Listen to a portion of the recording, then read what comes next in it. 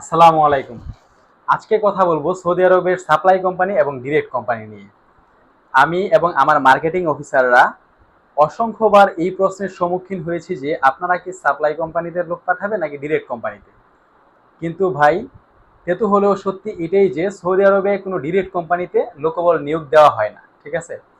Saudi আরবের বিভিন্ন বড় বড় কোম্পানি আছে, যেমন আরামকো আছে, আলমারাই আছে, লুলু পান্ডা আছে। এই কোম্পানিগুলো কখনোই আপনার সরাসরি নিজেরা লোক নিয়োগ করে না।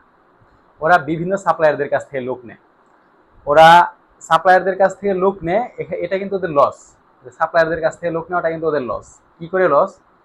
আপনাকে যখন ওরা সরাসরি একটা কর্মীকে হায়ার করবে, তখন ওই কর্মীকে ওরা সর্বোচ্চ সর্বোচ্চ 1200 টাকা বেসিক স্যালারি দিবে। কিন্তু ওরা যখন এই লোকটাকে একই কাজের জন্য আপনার সাপ্লায়ারের কাছ থেকে নিচ্ছে, তখন তাকে 1600 থেকে থেকে 1800 টাকা আপনার বেসিক স্যালারি দিতে হচ্ছে, ঠিক আছে। তো কেন তারপরেও এই লস দিয়েও কেন তারা সাপ্লায়ারদের কাছ থেকে লোক নিচ্ছে? তাদের কি ক্ষমতা নাই যে বাংলাদেশ থেকে একটা কর্মী হায়ার করে নিয়ে যাওয়ার? তারা কি ভিসা করতে পারে না? অবশ্যই পারে। তারা ওয়ার্ক পারমিট দিলে অবশ্যই সরকার ভিসা দিবে, ভিসা দিতে বাধ্য। কারণ তাদের ট্যাক্সেই সৌদি চলে, ঠিক আছে। তারপরেও তারা কেন বিভিন্ন সাপ্লায়ারদের কাছ থেকে লোক নিচ্ছে? কারণ আমি আমার কথা বলি, আমি আমার ব্যক্তির, আমার যে অফিসটা আছে সেই অফিসে একজন ক্লিনার আছে, ঠিক আছে। একজন ফেসিলিটিস অ্যান্ড ক্লিনিং ওয়ার্কার আমার অফিসে একজন আছে। আমি এটা আপনার একটা বনানী থেকে একটা ক্লিনিং সার্ভিস কোম্পানি থেকে আমি এটাকে নিয়েছি, ঠিক আছে। সে আমাকে সার্ভিস প্রোভাইড করতেছে, আমি তাকে স্যালারি দিচ্ছি। কোনো কারণে সে যদি অসুস্থ হয় অথবা তার আচরণগত কোনো সমস্যার কারণে যদি আমার তাকে ভালো না লাগে, আমি তাকে বাদ দিতে পারবো। আর সে অসুস্থ হলে সাথে সাথে সাপ্লায়ার আমাকে আমার লোক পাঠাই দিবে। আমার কাজ থেমে থাকবে না, আমার অফিস থেমে থাকবে না, আমার অফিসের সার্ভিস থেমে থাকবে না। ওর পরিবর্তে আরেকটা লোক পাঠাই দিবে। কিন্তু এই একই লোকের সাথে আমি যদি কন্ট্রাকচুয়াল মানে তাকে জব দেই, ঠিক আছে, যে তোমাকে আমি 2 বছরের জন্য চুক্তি করে নিলাম, 2 বছর তুমি আমার এখানে কাজ করবে, তার সব কিছু আমাকে সহ্য করতে হবে। সে অসুস্থ হলে অফিসের সকল কার্যক্রম বন্ধ থাকবে, মানে তার যে সার্ভিসটা এটা বন্ধ থাকবে, অথবা আমাকে করতে হবে। আমার অফিসের যেই মার্কেটিং এর লোকেরা আছে, ওরা তো আর এসে ক্লিনারের কাজ করবে না, তাই না? আমি তাদেরকে বলতেও পারবো না, তো কে করে দিবে? আমাকেই করতে হবে। এখন এই সমস্যা আবার আরেকটা জিনিস কি, আমি যদি তার সাথে তাকে যদি আমি কন্ট্রাকচুয়াল জব দিই, তাহলে যে 2 বছরের কন্ট্রাক্ট হয়, আমাকে তাকে এই 2 বছর হজম করতে হবে, যেভাবেই হোক। তার আচরণগত সমস্যা হোক, তার ফাঁকিবাজি, সবকিছু আমাকে মেনে নিতে হবে। কারণ আমি তার সাথে 2 বছরের চুক্তিতে আসছি, আমি তাকে বাদ দিতে পারবো না, ঠিক আছে। এই জন্য আমি যখন একটা সাপ্লায়ারের কাছ থেকে এই লোকটাকে নিচ্ছি একই কাজের জন্য, আমার যদি ওই লোকের আচরণগত কোনো সমস্যার কারণে যদি আমার কোনো কর্মী, আমার কোনো মার্কেটিং এর লোকজন বা আমার অফিসের অন্যান্য কোনো স্টাফ কেউ যদি অসন্তুষ্ট হয়, তাহলে আমি তাকে বাদ দিতে পারবো। আমি সাপ্লায়ারকে জানাবো যে আপনার এই কর্মীটাকে আমাকে চেঞ্জ করে দেন, ওরা চেঞ্জ করে দিবে সাথে সাথে। এখন এই বড় বড় কোম্পানিগুলা সেম এই সমস্যাগুলোর কারণেই গিয়ে আপনার সরাসরি কোনো কর্মী হায়ার করে না। ওরা সাপ্লায়ারদের কাছ থেকে কর্মী নিচ্ছে, সাপ্লায়াররা ওদেরকে কর্মী দিচ্ছে। ওই কর্মীর যদি কোনো সমস্যা হয়, আচরণগত সমস্যা, কাজের সমস্যা, তারপরে অসুস্থতা, যে কোনো সমস্যা, তারা ওই কর্মীকে চেঞ্জ করে দিতে পারবে, ঠিক আছে। সাপ্লায়ারের কাছ থেকে তারা চেঞ্জ করে নিয়ে আসতে পারবে। এই জন্য কোনো কোম্পানি সরাসরি কর্মী হায়ার করে না, তারা সাপ্লায়ারদের কাছ থেকেই লোক নেয়, ঠিক আছে। এবার আসি বেতনের কথায়। আপনারা এখন বলবেন যে তাহলে এজেন্সিগুলা কেন বলতেছে যে আমরা সাপ্লাই কোম্পানিতে লোক, আমরা ডাইরেক্ট কোম্পানিতে লোক পাঠাবো? কারণ এজেন্সিকে আপনারা বলতে বাধ্য করছেন। কোনো এজেন্সি যদি সৎ সাহস নিয়ে আপনাদেরকে বলেও থাকে যে আমরা সাপ্লাই কোম্পানিতে লোক পাঠাবো, আপনারা কখনোই ওই এজেন্সির মাধ্যমে বিদেশ গমন করবেন না। কারণ আপনাদেরকে অন্য আরেকজন বলতেছে যে আমি ডাইরেক্ট কোম্পানিতে লোক পাঠাবো। আপনারা চিন্তা করবেন যে কি, আমি তো ডাইরেক্ট কোম্পানিতে যেতে পারছি, তাহলে আমি ওই এজেন্সি থেকে কেন যাব? সে বাধ্য হয়ে আপনাকে বলতেছে যে হ্যাঁ আমরা ডাইরেক্ট কোম্পানিতে পাঠাবো, তারপরে তারা সাপ্লাই কোম্পানিতে পাঠায়। তখন আপনারা ওইখানে গিয়ে বলেন যে আমাদের সাথে প্রতারণা করছে। এখন দোষটা কার? আপনাদেরই তো। আপনারা কেন সত্যিটা মানতে চান না? আপনারা নিজেরা রিসার্চ করুন, আপনারা দেখেন যে সৌদি আরবে কি ডাইরেক্ট কোম্পানিগুলোতে লোক নিচ্ছে কিনা, সেটা দেখেন। যে আরামকো কোম্পানি কি ডাইরেক্ট লোক হায়ার করতেছে? আলমারাই কোম্পানি কি ডিরেক্ট লোক হায়ার করতেছে? লুলু পান্ডা কি সরাসরি লোক হায়ার করতেছে? না, কখনোই না। যাচাই করেন। আপনাদের হাতে একটা স্মার্টফোন আছে, আপনি আমার এই ভিডিওটা দেখতেছেন মানে আপনার হাতে স্মার্টফোন আছে। ফেসবুকে একটা বিজ্ঞাপন আপনার নিউজ ফিডে গেছে মানে আপনার হাতে একটা স্মার্টফোন আছে জন্যই তো দেখছেন। তখন আপনি স্মার্টফোন যেহেতু আছে, আপনি আরেকটু স্মার্ট হন, আপনি যাচাই বাছাই করেন। আপনি দেখেন, আপনি নিজে না বুঝতে পারেন, আপনার পাশে আরেকজন আছে, সে বুঝে, আপনি তাকে বলেন যে ভাই আমাকে এটা একটু বুঝাই দাও যে আসলে কি আরামকো কোম্পানি কি সরাসরি লোক নিচ্ছে কিনা। এখন এআই খুবই উন্নত, খুবই শক্তিশালী, সে আপনাকে আরামকো কোম্পানিতে কতজন কর্মী কাজ করতেছে তার তথ্য পর্যন্ত দিতে পারবে।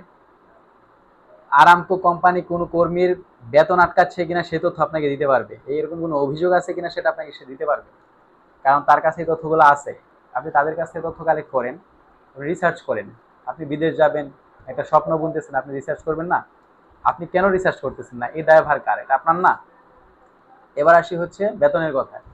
আপনাকে যদি আমি বলি ১,১২০০ বেসিক, আপনি তো মানবেনই না ভাই, আপনি মানতেই চাইবেন না, আপনি যাবেনই না যে না আমি আমি এই টাকায় যাবো না। আবার আরেকজন বলতেছে ভাই ১৬০০ টাকা বেশি, আপনি তার কথা যাচ্ছেন কিন্তু গিয়ে পাচ্ছেন ৮০০ টাকা, ১,০০০ টাকা। সে মিথ্যা কথা বলছে, আপনার কাছে ওইটা আপনার কাছে ওইটা অনেক মিষ্টি লাগছে, আপনি চলে গেছেন। আর আমরা সত্যি কথা বলতেছি, আমাদের কথা আপনার কাছে ভালো লাগতেছে না। ঠিক আছে, তাহলে এই দায়ভার কার বলেন? আপনারা প্রতারিত তো হচ্ছেন আপনারা নিজেদের দোষে। সত্যিটাকে মেনে নেন, মেনে নিয়ে তারপরে যান। হ্যাঁ, আপনি ১২00-১৩00 ১২০০ টাকা যদি আপনার বেসিক হয়, আপনি ১৪০০-১৫০০ টাকা ইনকাম করতে পারবেন। ওভারটাইম করে, অতিরিক্ত পরিশ্রম করে তারপরে আপনি কাজ করতে পারবেন। ঠিক আছে, করতে পারবেন, করতে পারবেন না কেন? বিদেশ যাচ্ছেন টাকা ইনকাম করার জন্য, যত ধরনের পরিশ্রম আছে করেন, করে টাকা ইনকাম করেন। সারা জীবন তো আর ইনকাম করতে পারবেন না, সারা জীবন তো আর ইনকাম করার ক্ষমতা থাকবে না। ঠিক আছে, তারপরে আসি হচ্ছে আপনার, এই গেল আপনার সাপ্লাই কোম্পানি, ডাইরেক্ট কোম্পানি, আর হচ্ছে স্যালারি নিয়ে। ঠিক আছে, এখন আসে আপনাদের আরেকটা সমস্যা, কি আপনি সৌদি আরব যাবেন, সিদ্ধান্ত নিছেন, সিদ্ধান্ত নিয়েই তো আপনি বাড়ি থেকে ঢাকা শহরে আসছেন, এসে মেডিকেল করছেন, একটা অফিসে পাসপোর্ট জমা করছেন, অফিস আপনাকে বলছে ১ মাস সময় লাগবে, ১.৫ মাস সময় লাগবে, ২ মাস সময় লাগবে, ২.৫ মাস সময় লাগবে, একটা নির্দিষ্ট সময় তো বেঁধে দিছে। আরে ভাই আপনি সৌদি যাবেন, আপনি তো আপনার ভীষণ, আপনি সৌদি যাওয়া, আপনি গোল ঠিক করছেন, আপনি সৌদিতে যাবেন, আপনি সৌদির ভাষা শিখেন, কেন শিখতেছেন না? ভাষাটা পর্যন্ত শিখে যান না আপনি, তারপরে বলতেছেন যে আমাকে ভালো কাজ দেয় না। আমি আমি অনার্স মাস্টার্স কমপ্লিট করে ফেলছি, আমাকে কেন রেস্টুরেন্টে ক্লিনারের কাজ করতে হবে?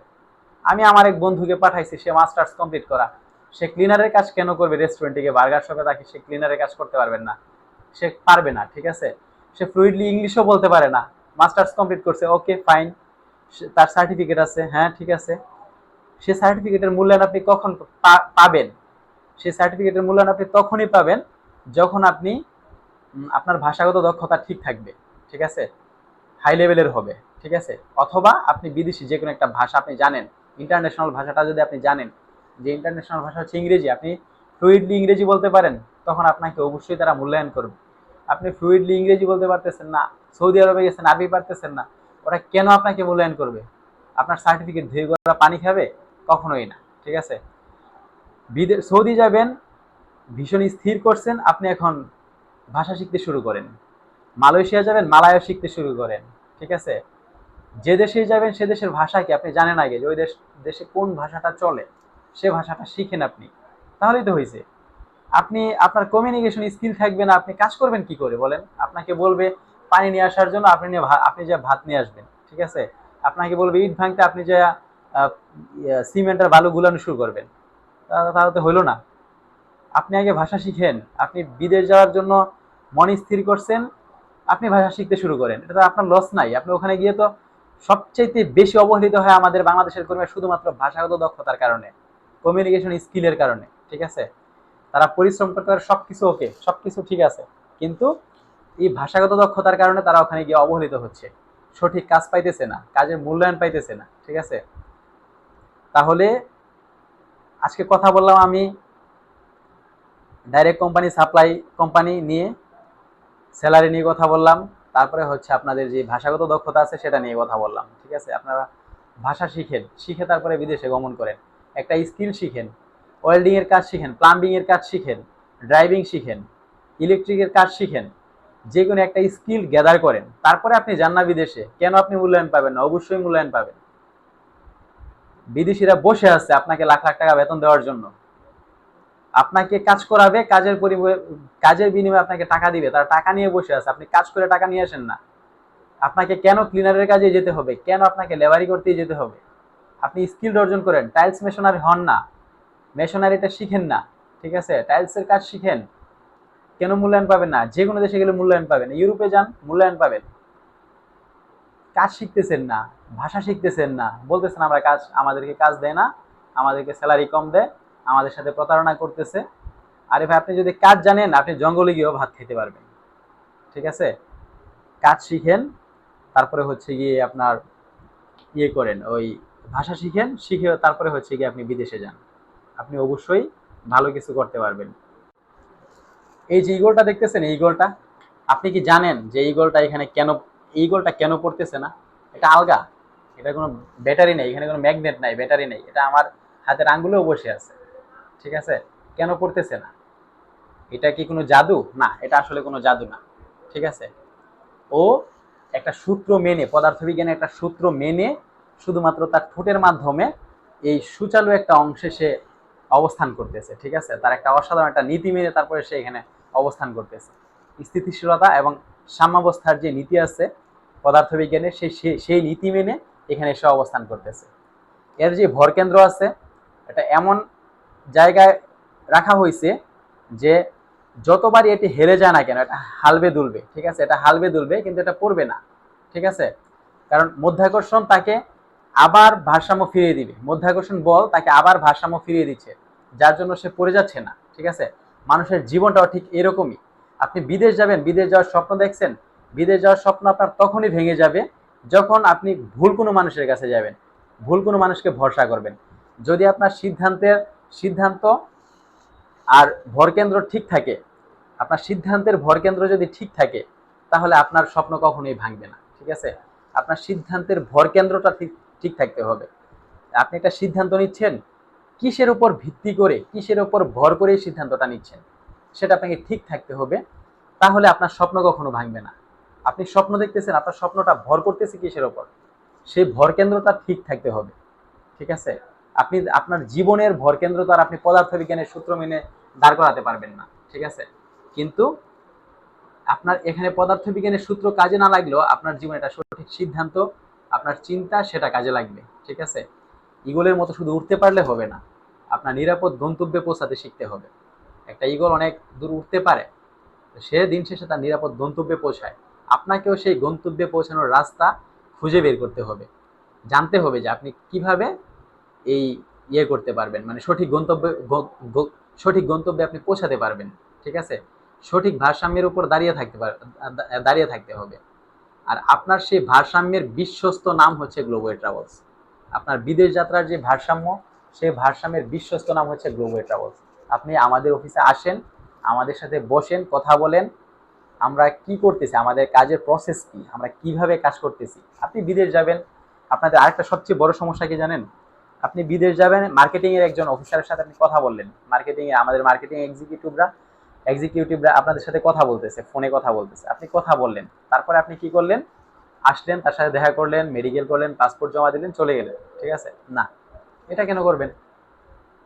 আপনি কেন তাকে এই এই মানে মার্কেটিং এর লোকের কাছে কেন হচ্ছে আপনি আপনার স্বপ্ন, আপনার সবকিছু পুঁজি রেখে চলে যাচ্ছেন কেন? আপনি যে এজেন্সিতে আসছেন সেই এজেন্সির ম্যানেজমেন্টের সাথে কথা বলার চেষ্টা করেন, মালিকের সাথে কথা বলার চেষ্টা করেন, আপনার কি কাজ জানা আছে, আপনার দক্ষতা কি, আপনি তাকে বলেন। আপনি কতটা ফাস্ট লার্নার সেটা আপনি তাকে বলেন যে ভাই আমি খুব দ্রুত শিখতে পারি, ঠিক আছে? আমাকে এমন একটা কাজ দেন যেন আমি দ্রুত শিখতে পারি, সেই কাজটাকে রপ্ত করে আমি আমার জীবনযাত্রার মান উন্নয়ন করতে পারি। আপনি সৌদিতে গিয়ে ক্লিনারি করতেছেন, 10 বছর সৌদিতে থাকলেন, আপনি ক্লিনারি করলেন, আপনার জীবনযাত্রার মান কখনোই উন্নত হবে না। আপনি ওখান থেকে চলে আসলেন, আপনি যে সলিমউদ্দিন সেই সলিমউদ্দিনই থেকে গেলেন, ঠিক আছে? আপনার জীবনযাত্রার মান কখনোই পরিবর্তন হবে না, ঠিক আছে? আপনার জীবনযাত্রার মান তখনই পরিবর্তন হবে যখন আপনি আপনার কর্মদক্ষতাকে বিল্ড আপ করবেন। আপনি আসেন, আমাদের কাছে আসেন, এসে হচ্ছে বসেন, আমরা কি করতেছি, আমাদের কাজের পরিধি কেমন, আমরা কিভাবে কাজ করতেছি সবকিছু দেখেন, দেখে তারপরে সিদ্ধান্ত নেন। আমাদের সাথে কথা বলেন, ম্যানেজমেন্টের সাথে কথা বলবেন।